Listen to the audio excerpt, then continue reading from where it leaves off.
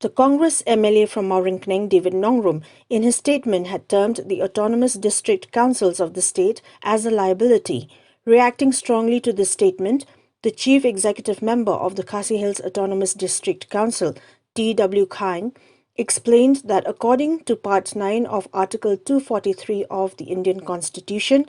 the district council is an alternative to the Panchayati Raj, which is considered to be a grassroots governance. However, such governance is against that of the state of Meghalaya. In view of this, the 73rd Amendment to the Constitution has exempted inclusion of Meghalaya in Part 9 of Article 243. Ba uni u MLA badan buram nako Mauringkneng David Nongrum uang ba ki district council ki day tang ki jingpen serwa kai sudah bamut bamdan jingmut silong le no ai ke su tuit ke pisah sani ke silong le no ai ke long tam kai te lembah kini ki mentakas ni nakwa ban pensyai nama kani kan yang lambak lai ki pat ba kan yang lambak lai ki babun balang tengam kwa bakan dan kanunu ke jingsya ya lambak la ke district council ke dei ka alternative jong kapan se tirat under the part 9 article 243 jong ke constitution jong kali India kapan se tirat ke dei ka rukom sensiasnom seperti on ke grassroots governance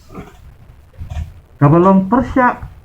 ya karukom sensiar kada demi ukasi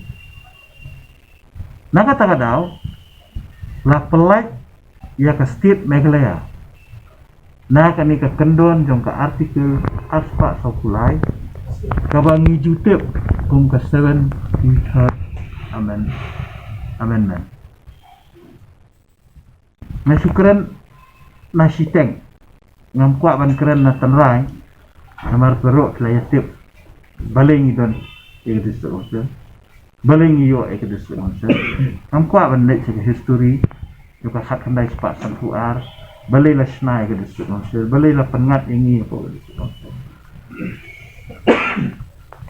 ka jingdan ja ekdis onse kapan scam ya kiriti kidustur kibangi kung kajat benriung iladat Nidan yang hima, nidan yang dorbasno, dibayarap,